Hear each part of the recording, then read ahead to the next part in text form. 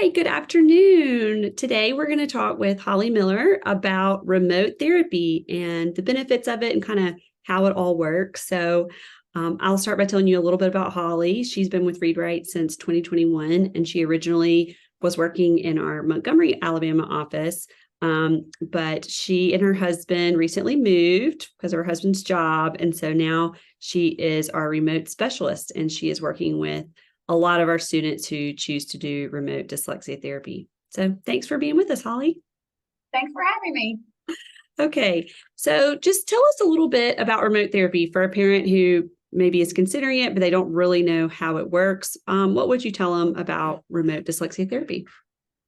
Yeah, so honestly, I was kind of skeptical at first. So I told Hunter and the office that I'd give it a good shot, and if it didn't work out, then we could maybe figure out something else. But I was pleasantly surprised with how well I enjoyed it and how kids kind of, I don't know, how they interact. And there's I think a lot of benefits to it. Obviously there's, always could be some issues, but I think it's a lot like in person just because of how far technology has come, and you can kind of still have, we kind of do the same things like multisensory learning. And I just think that that's really important for these kiddos that we see. And fortunately for us, you can do it on a computer. So Yeah, it is cool that you can recreate that in-person experience so closely.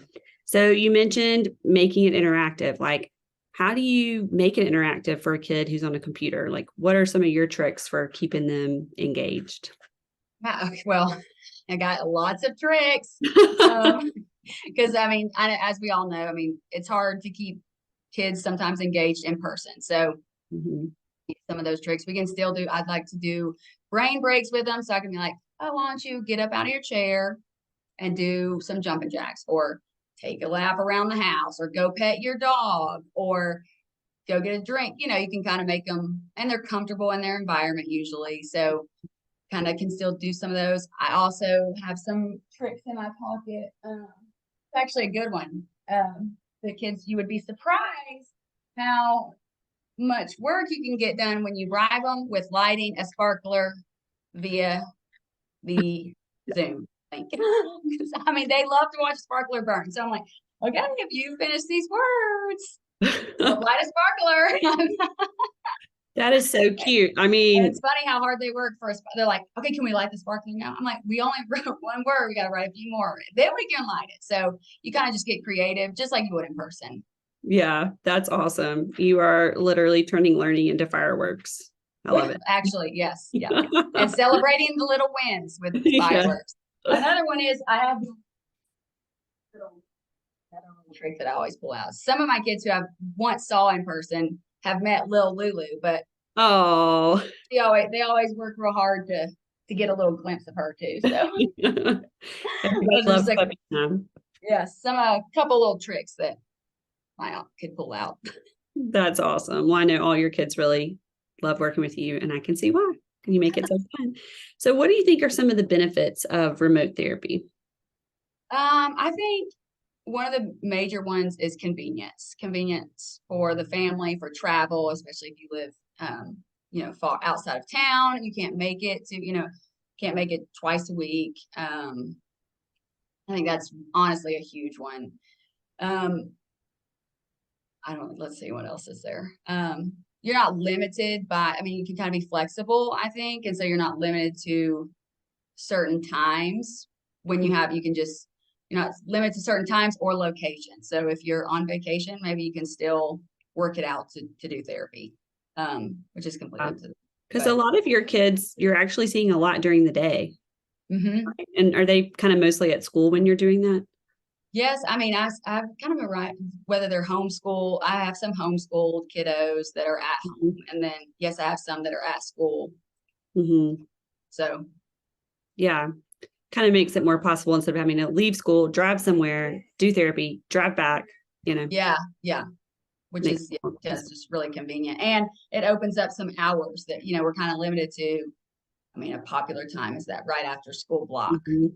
3, 4, 5, 6, and those kind of fill up fast. So that's another. kind of Mhm. nice option, convenient for in school hours. Awesome. What do you think makes a kid a good fit for remote? What's like an Um, ideal remote student? I mean, it's kind of a hard question, but I think that it's important to be able to attend to a task for Mhm. 45 minutes to an hour.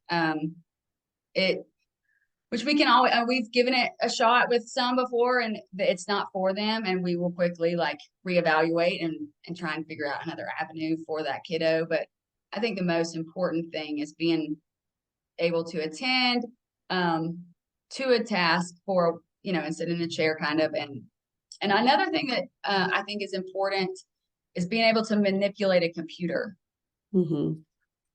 independently. I kind of because they're pulling down tiles. They have to click hold and drag the tiles, and some of that can kind of get a little iffy if Mhm. they really manipulate a computer. But yeah, I mean, I think attending to a screen, another Yeah. big thing with something that we do is building trust, and sometimes it's easier for an older kid to build a relationship with you via a screen. Yeah.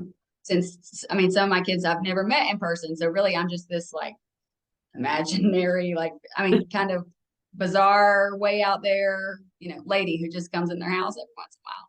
So I Yeah. think being able to build a relationship with them kind of takes like a little, maybe a little bit older kid, but Mhm. my personal opinion. So Yeah. One thing you mentioned that I want to highlight again is that if it's not working, if you feel or if we're, together feel it's not a good fit, um, mhm. that we will talk to the parent about that and try to come up with another solution. Yeah. Um, and I just think that open communication, if it's about Mhm. remote versus person therapy or any other aspect of therapy, is so important. Because you just got to Yeah, have open communication. yeah, the open communication and trust that the parent Mhm. trust you that like if to communicate with them, like you said, open communication, that this is not working instead of just pretending that it is, and Right. then you don't see progress. But I mean, as we are all about progress, so if I don't see progress, I'm like calling for help. Yes. We got to, So we got I'm all about the to. progress. Yes, totally. Well, I think remote is a great option for some people, and we're so lucky to have you doing so many remote sessions these days and making it fun with pyrotechnics and all kinds of Yeah, things. all the things, pull out all the stops. I love it. Okay, well, thank you, Holly, for your time. We really appreciate Yes, it, and we'll see you again on Zoom soon. thanks. Yes, and I also I really love remote, and thanks, Hunter, for keeping me on staff so I All can right, continue to work for Read Write. so great.